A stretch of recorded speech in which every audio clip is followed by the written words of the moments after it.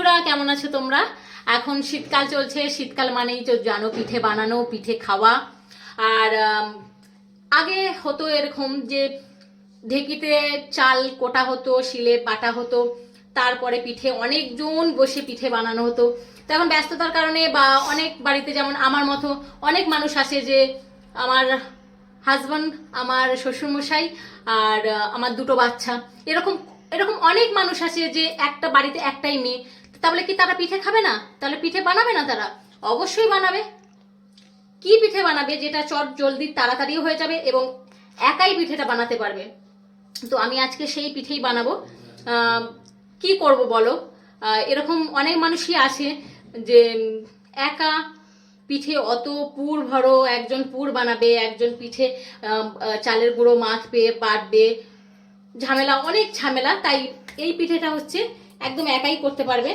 আমি দেখিয়ে দিচ্ছি, দেখো আমি কি কি নিয়েছি। এই যে চালের গুঁড়ো, এখানে রাখা আছে চিনি, এখানে আছে খেজুরের গুড় একদম থেতো করে নিয়েছি, এখানে দুধ, সুজি, ঘি আছে বাটিতে, আর এটার মধ্যে আছে খাবার সোডা, একটুখানি লবণ। লবণ আমরা মিষ্টি জিনিসে না দিলেও চলে, তবু একটু আমি দিয়েছি এখানে, এলাচের গুঁড়ো, আর হচ্ছে মৌরি, গোটা মৌরি, এখানে ভাজবার জন্য তেল, আর একটু গরম জল করে রাখছি, ঈষদুষ্ণ, একদম না গরম না ঠান্ডা, খুব গরমও না, আর ঠান্ডাটা খালি ঠান্ডা জলের ভাবটা কাটিয়ে নিয়েছি। এবার গ্যাসটা আমরা অন করব। কড়াইটা গরম হয়ে গেলে ওর মধ্যে আমি তেল দেব। তার আগে করব কি, তার আগে চালের গুঁড়োটা আমি মেখে নেব। কি দিয়ে মাখবো?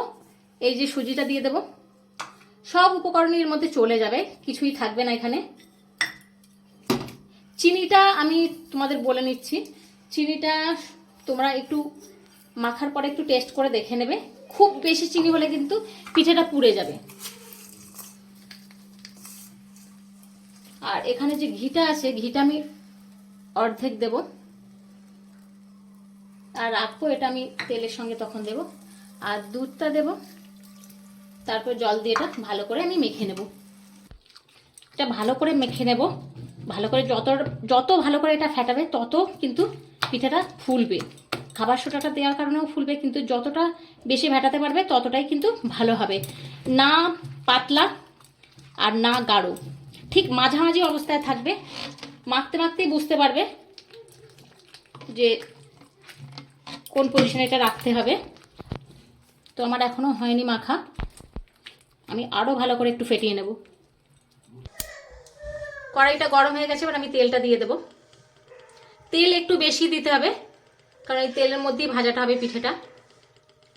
তো তেলটা দিয়ে আমি পুরো গরম করে নেব। এবার আমি ঘিটা যেটা রেখেছিলাম, ঘিটাও দিয়ে দেব, যাতে একটা সুন্দর গন্ধ আসে, সুগন্ধ। এবার এটা গরম হোক। তো গোলাটা আমার বানানো হয়ে গেছে, ঠিক দেখতে পাচ্ছ এরকম হবে। তেলটা গরম হয়েছে কিনা তার জন্য একটু দেখবো, একটুখানি দিয়ে।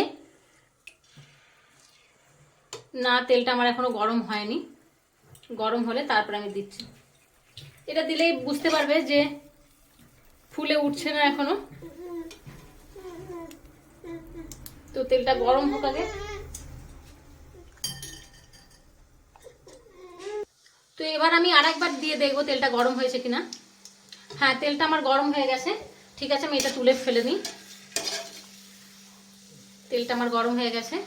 এবার আমি, ঠিক বেশি বড় হবে না, কারণ খাবার সোডা দেওয়া আছে, এটা বড় এমনি হয়ে যাবে, ফুলে যাবে। দেখতেই পাচ্ছ, এইভাবে আমি দিয়ে দেব।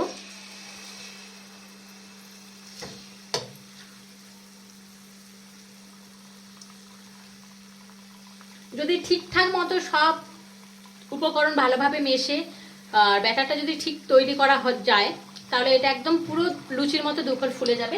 তোমরা দেখতেই পাবে পুরো উঠে আসবে উপর দিকে।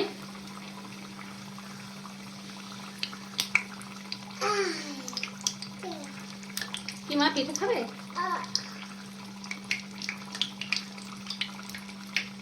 তো ব্যস্ততার সময়ে আমরা সবাই চাই যে ছেলে মেয়েদেরকে একটু পিঠে করে খাওয়াতে, পিঠে বানিয়ে খাওয়াতে।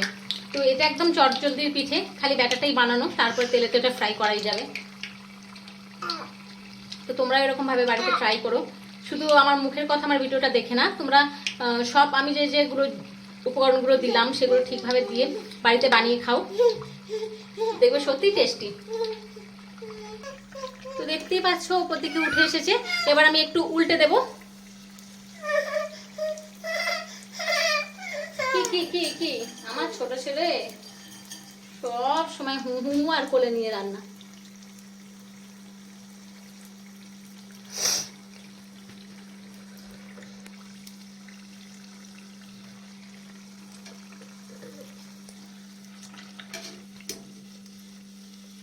দেখতে পাচ্ছ এরকম ভাবে আমি বেশ কয়েকটা বানিয়ে নেব। আমি একবারে 4টে দেব।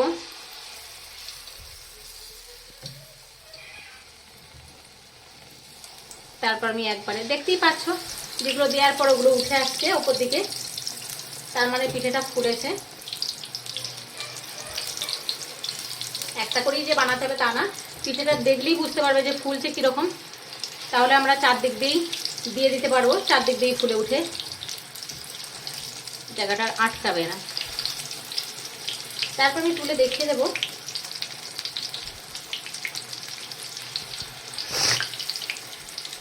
দেখতেই পাচ্ছ সরে সরে এদিক থেকে দিচ্ছি তো এদিকে সরে আসছে, আবার এদিকে দিচ্ছি তো ওদিকে সরে যাচ্ছে।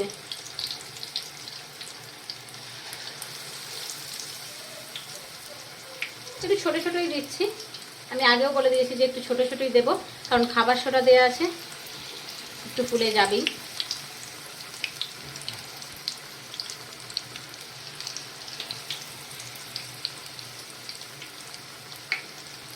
আর একটা দেবো, এটা হলেই আমি নামিয়ে দেখিয়ে দেবো। তো দেখতেই পাচ্ছ কতগুলো একসাথে দিয়ে দিয়েছি। চপ ফোলানো যায় কিন্তু পিঠে অত সোজা না, যদি সব উপকরণ ঠিকঠাকভাবে না মেশানো যায় বা সঠিকভাবে যদি না মেশাতে পারা যায় কোনো মতেই পিঠে কিন্তু এরকমভাবে ফুলবে না।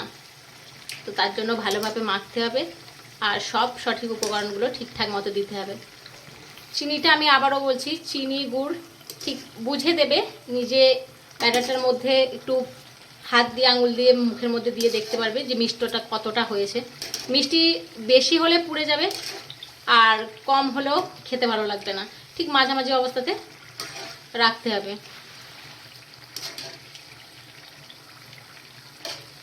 বারবার নাড়াচাড়া করছি কারণ এক পিঠ হয়ে যাচ্ছে আর অন্য দিকটা। এবার আমি নামিয়ে নেব। তো বন্ধুরা দেখছোই কত সহজে এই পিঠেটা বানিয়ে ফেললাম। তো তোমরাও খুব সহজে এই পিঠেটা বানিয়ে ফেলতে পারবে। তো এটা তো খুবই সহজ মা, এটা আমিও বানিয়ে ফেলতে হ্যাঁ, আমার বড় ছেলেও বলছে এটা বানিয়ে ফেলতে পারে। সত্যি তাই, আমার বড় ছেলেও বানিয়ে ফেলতে পারবে। খালি সব ঠিকঠাক ভাবে মাখলেই এই পিঠেটা হয়ে যাবে, তেলে খালি ভাজা। আর নিয়ম রক্ষাও থাকবে যে শীতকালে পিঠে খেতে হয়, নিজেও বানানো হবে, খাওয়াও হবে, সবকিছুই। আর এই ভিডিওটা রেসিপিটা যেটাই বলো যদি ভালো লেগে থাকে তাহলে প্লিজ আমার চ্যানেলকে সাবস্ক্রাইব করো, লাইক করো, কমেন্ট করো, শেয়ার করো। আমার ছোট ছেলে কাঁদছে। তো দেখা হচ্ছে পরের ভিডিওতে। টাটা।